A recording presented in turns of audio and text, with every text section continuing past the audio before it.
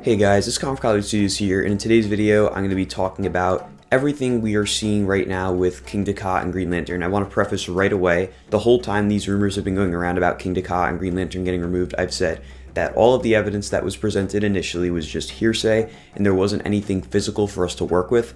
However, now that we're seeing all this mark out, there is something physical for us to work with, and that is why I'm choosing to discuss this. And it's also because of the fact that we really don't know when it might close. It can close as early as this weekend. We really have no idea, and that could just be for the season. Maybe they will come back, but either way, I highly recommend going to the park as soon as possible, as all the content creators have been reiterating, because you really don't know what is going to go on. And for those of you that's saying, oh, the park would never do this without announcing it, you never know. This is completely new corporate management, and for all we know, they may think that going about it this way could be better in terms of a PR standpoint, because if you announce it now, maybe that winds up leading to a lot more backlash than if they wait. Personally, I don't really know if I agree with that motto, but either way, I'm not looking at it from that perspective. I'm going to just talk about exactly what I have seen so far. So when I went on October 31st, Halloween, Thursday night, I found the first marker, which was right next to that Kingda shop that's called East Coasters, right next to the station. There's one right there on the ground. From there, we started looking, but because we rode Kingda, it got pretty dark pretty fast, so we weren't able to spot too many. I did find one right by that big gate that is right next to Green Lantern's mid-course brake run from inside the Golden Kingdom. There was one right there. And then we went over to Green Lantern and found another one right next to the photo booth on the ground. All three of these were orange, and they all had different numbers. So from there, I couldn't find any more because it was too dark, so I went back on Sunday, November 3rd, and found a ton more. For starters, from riding Kingda, there was a lot more we could see during the daytime. There were quite a few around the transfer track area. There was one kind of before the transfer track, and then there was another one after the transfer track, both of which I believe were orange. There was also another one I spotted next to Zumanjaro's entrance a little further in. There was one right outside the fence line. That one was a pretty sizable one because it was in the grass. From there, we decided to go out into the parking lot because I did want to take some footage of Kingda anyway. I figured we'd try to see if we could find any out there, and I found a ton. In just a few moments, I'm going to show you guys on Google Earth all of the ones that we did find, but they're all over the place, starting at Green Lantern, going all the way back to the end of Kingda. So let's switch over to Google Earth now to show you guys. So we are now inside of Google Earth Pro, and as you can see, I went through the very fun process of putting down every single marker we have spotted so far. Again, there's probably a lot more than this. These are just the ones we were able to see. We had to go out into the parking lot to spot some of these as well. So I imagine there's probably some that we missed just because the fall foliage is probably blocking a lot of it. But as you can see, they're a little all over the place, but there's one common theme. They kind of encircle all of Green Lantern and Kingda. You can see these ones over here. This one probably has more going down Zumanjaro's queue line. I'd imagine it would connect to this one right here. This one kind of leads all the way down the parking lot and wraps around Kingda a little bit. This one, of course, kind of starts the line of Green Lantern. What I did find interesting, though, is I personally couldn't find any around Kingda's station, which could mean maybe they're going to reuse it. That could be completely wrong. It almost kind of seems like it's circling all of Kingda and then all of Green Lantern. Of course, there's a little bit of Green Lantern that we can't see. I imagine there's markers back here as well where you see my cursor. We just can't get over there. That's not a publicly accessible area. I was really surprised that there really weren't any that I could see along this stretch. There might be, and I just couldn't see them because of fall foliage or the fact that this is obstructed by a fence from the parking lot. So there may be some that I missed along here, same thing around here. But all of these are definitely the ones I saw. And they were a mix of pink and orange, mostly orange. Almost all of them were orange, but I saw a couple pink ones. I believe one of the ones in here was pink. This one might have been pink. And keep in mind, some of these locations are kind of approximate. Like this one was right next to a test dummy. I don't recall exactly where it is GPS wise, but it's around this location. Either way though, this is probably like as accurate as we're going to get it right now. But in terms of what's going to be going on here, I mean, there's so much that can really happen. I think it's pretty clear that the plans revolve around this massive sort of rectangular shaped plot. It kind of has a bit of a twist in it right here, but it is a really big plot of land. And for those of you who are wondering, because these markers get really, really close to Superman, I do not think will be involved in any of what is going on. That ride is probably going to stick around for a while. I think this is mainly about Green Lantern, Kingda, Zumanjaro, potentially parachutes and Twister as well. I tried looking, but I did not see any markings in parachutes area. Same thing with Twister, I didn't see anything around Twister. So it's very possible those could get removed and maybe just not be part of the plans. I'm not saying that's confirmed or anything, but if I had to guess, if they're going to get rid of Lantern and potentially this as well, you're probably going to want to redo the whole boardwalk area, because I know that's been a point of contention for a while now. The boardwalk desperately needs to be redone, and I think that would unfortunately include the removal of the parachute tower and Twister, just so they can completely redevelop this whole area. But this whole thing is really interesting to watch, and I figured this would probably be a pretty good visual for you guys to understand exactly where all of these markers are, so that you can see just what we're looking at, because it is a really, really large area of land. So as you can see, there's so many markers.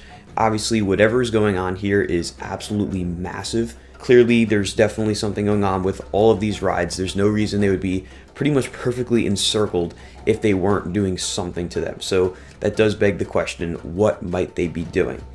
So it's very possible that Cedar Fair or New Six Flags, they're probably looking at these two rides and saying, okay, Green Lantern is not necessarily the most popular ride out there. It's been a great adventure for a little while, and it was built originally in 1997, had one relocation, so it's definitely getting up there in age. A lot of the B&Ms are, but Green Lantern especially with that relocation, definitely getting up there in age, so they might see it as beneficial to remove the ride, which I could see. I love the ride personally, as you guys know, but it does make sense to get rid of it from a business perspective as well as just a park perspective. It's not really the most popular attraction.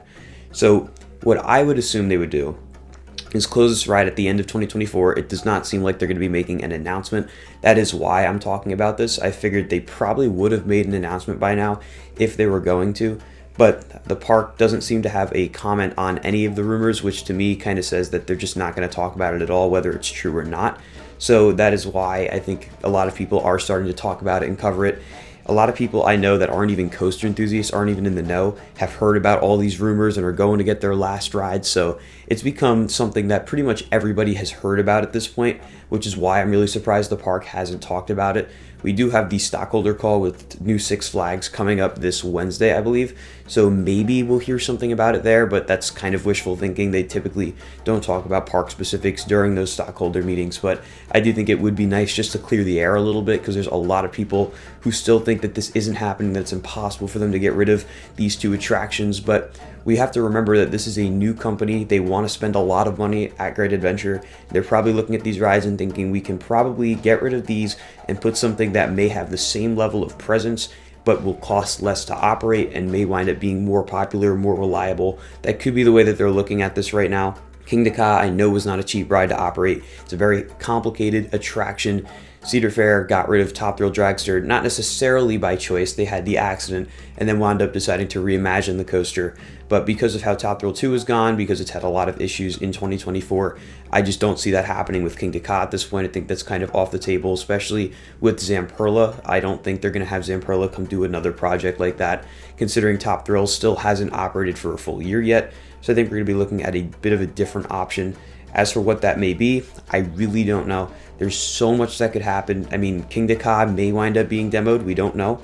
Again, these are all rumors. They haven't officially announced anything. But again, the reason I am doing this is because of the fact that A, we found physical evidence that there's clearly some form of redevelopment planned for that entire area, on top of the fact that I truly just do not think there is going to be an announcement. So that is why I am choosing to discuss this. So as for what could replace them, I mean, it can really be anything. This is a massive plot of land, as you guys saw on Google Earth. So the sky's really the limit.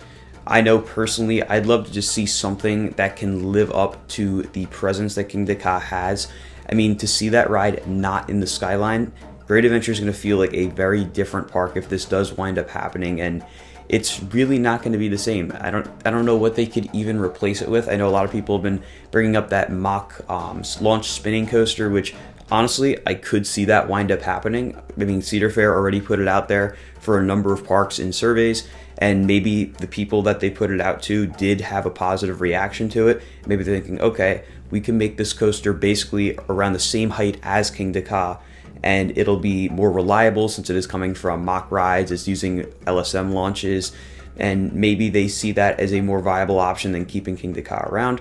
We really don't know. We're gonna have to wait. This is gonna be a very interesting process to watch. It's very difficult for me, being the Great Adventure content creator I am, because I try to make sure that I'm only dealing with stuff that is like truth, that's not speculation. But this is a situation where we are not going to get an official word, but we have evidence on the ground. So I made the decision that I'm going to just discuss it a little bit. All we know is that there's markers all over the place. The rumors have been going wild about these two coasters closing. So my best advice, get there as soon as you possibly can. They have not confirmed any Holiday in the Park ride offerings.